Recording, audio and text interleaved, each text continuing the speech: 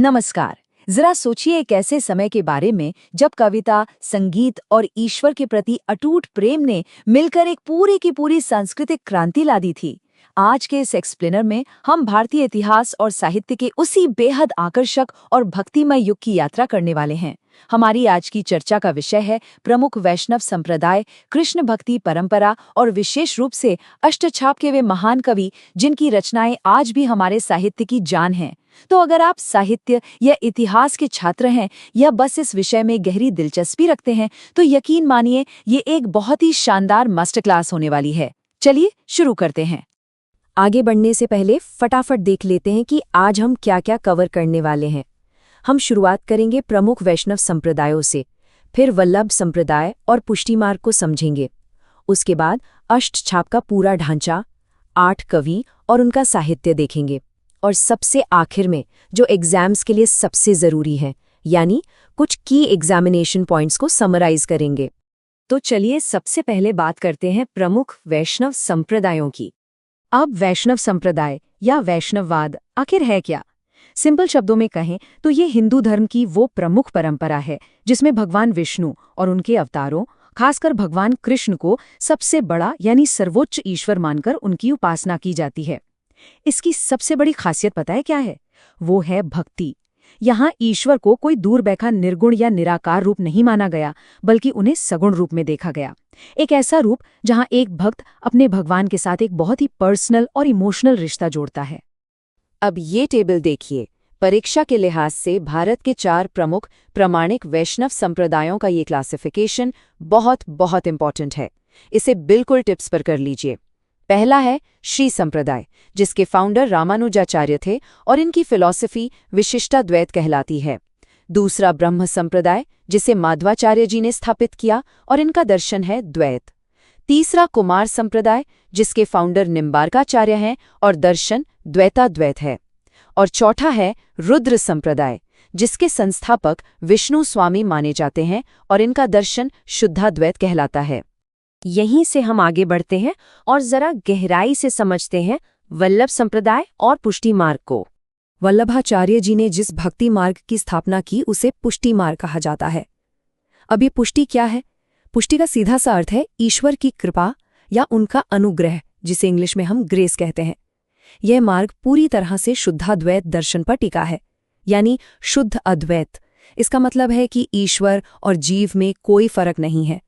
पुष्टि मार्ग की सबसे खूबसूरत बात मुझे ये लगती है कि इसमें मोक्ष पाने के लिए आपको कोई कठोर तपस्या या भारी कर्मकांड नहीं करने। बस भगवान कृष्ण के चरणों में पूरी तरह खुद को सरेंडर कर दीजिए। उनका प्रेम और उनकी कृपा ही सब कुछ है।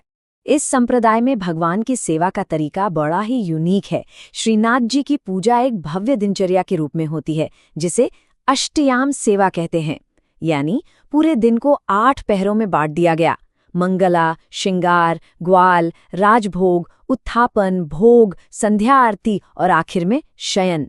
ये सिर्फ एक पूजा नहीं थी भाई, ये एक तरह का हवेली संगीत था। दिन के हर पहर और हर मौसम के हिसाब से अलग अलग रागों में गायन होता था।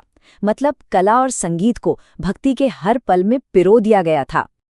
और इसी हवेली संगीत और कीर्तन से जन्म होता है हमारे तीसरे टॉपिक का, अष्टछाप का ढांचा। अष्टछाप, जिसका शाब्दिक अर्थ है 8 कवियों की मोहर। साल 1565 ईस्वी। इस साल को तो आप अच्छे से नोट ही कर लीजिए। इसी साल वल्लभाचार्य जी के पुत्र गोस्वामी विठलनाथ जी ने इस ग्रुप की स्थापना की थी। उन्होंने 8 सबसे श्रेष्ठ, सबसे टैलेंटेड भक्त कवियों को चुना, जो श्रीनाथ जी की सेवा में इन्हीं 8 पहरों के अनुसार कीर्तन करते थे। इन 8 कवियों को अष्ट सखा भी कहा जाता है। क्यों? क्योंकि ये खुद को भगवान कृष्ण का दास नहीं, बल्कि उनका सखा यानी दोस्त मानते थे। है ना कमाल की बात? आइए अब इन 8 महान कवियों और उनके बेहतरीन साहित्य को करीब से जानते हैं। इन्हें याद रखने की एक बहुत बढ़िया ट्रिक बताता हूँ। इन 8 कवियों को उनके गुरुओं के आधार पर 4-4 के 2 ग्रुप्स में बांट दीजिए। पहले 4 कवि वल्लभाचार्य जी के शिष्य थे, कुंभनदास, सूरदास, परमानंदादास और कृष्णदास। और बाकी के 4 कवि विठलनाथ जी के शिष्य थे, गोविंद स्वामी, छीत स्वामी, चतुर्भुजदास और नंददास। इस तरह से आप इन्हें कभी नहीं भूलेंगे। अगर हम इनकी टाइमलाइन देखें तो ये जानना बड़ा दिलचस्प है कि उम्र और अनुभव में सबसे सीनियर कौन था। तो सबसे सीनियर थे कुंभन दास जी, जिनका जन्म 1468 में हुआ था। उनके ठीक बाद आते हैं सूरदास जी 1478 में। और इस ग्रुप में सबसे कनिष्ठ यानी सबसे यंग कवि थे नंददास जी, जो 1533 में जन्मे थे। ये जो क्रोनोलॉजी है ना, ये सिर्फ उम्र नहीं दिखाती, बल्कि ये भी बताती है कि कीर्तन सेवा का ये कारवां कैसे आगे बढ़ा। अब बात करें इन अष्टछाप कवियों के सुपरस्टार की, तो वो बेशक सूरदास जी थे। अष्टछाप में उनका स्थान सबसे ऊपर है। उनकी मास्टरपीस सूरसागर ब्रजभाषा का ऐसा अमूल्य रत्न है जिसका कोई मुकाबला नहीं। सूरदास जी जन्म से देख नहीं सकते थे, लेकिन फिर भी उन्होंने भगवान कृष्ण की बाल लीलाओं और वात्सल्य रस का ऐसा सजीव चित्रण किया है कि बड़े बड़े विद्वान कहते हैं सूर ने वात्सल्य का कोना कोना झांक लिया है। बंद आंखों से कृष्ण के बचपन की जो तस्वीर उन्होंने खींची है वो सच में अकल्पनीय है। लेकिन इन कवियों की भक्ति सिर्फ कविताओं तक सीमित नहीं थी, उनका वैराग्य भी गजब का था। एक मशहूर किस्सा है, कुंभन दास जी की प्रसिद्धि सुनकर एक बार सम्राट अकबर ने उन्हें अपनी राजधानी फतेहपुर सीकरी बुलवाया। अब कोई और होता तो शायद शाही दरबार के लालच में आ जाता, लेकिन कुंभन दास जी, उन्होंने भरे दरबार में जाकर ये ऐतिहासिक पद गाया। संतन को कहा सीकरी सो काम, आवत जात पनहिया टूटी, बिसरी गयो हरिनाम। मतलब एक संत का शाही दरबार में क्या काम भाई, यहाँ आने जाने में जूतियां तो घिसी गई, ऊपर से भगवान का नाम लेना भी छूट गया। ये होती है सच्ची भक्ति और दुनियादारी से पूर्ण विरक्ति। अब आते हैं विट्ठलनाथ जी के शिष्यों पर, जिनमें नंददास जी का नाम सबसे चमकता है। सूरदास जी के बाद अगर अष्टछाप में किसी की भाषा और काव्यकला की सबसे ज्यादा तारीफ होती है तो वो नंददास जी ही हैं। उनके बारे में तो एक कहावत भी मशहूर है, और कवि गढ़िया नंददास जड़िया, यानी बाकी कवि तो बस शब्द गढ़ते हैं, लेकिन नंददास शब्दों को जड़ते हैं। उनकी रचना अनेकार्थ मंजरी एक डिक्शनरी या पर्याय कोश ग्रंथ की तरह है, जो उनकी गजब की शब्दावली दिखाती है। तो चलिए अब इस पूरे एक्सप्लेनर को एक बार समराइज करते हैं, खासकर परीक्षा के नजरिए से। ये हैं आपके सबसे जरूरी टेक अवेज जो एग्जाम में पक्का काम आएंगे। पहला, अष्टछाप की स्थापना 1565 ईस्वी में विट्ठलनाथ जी ने की थी।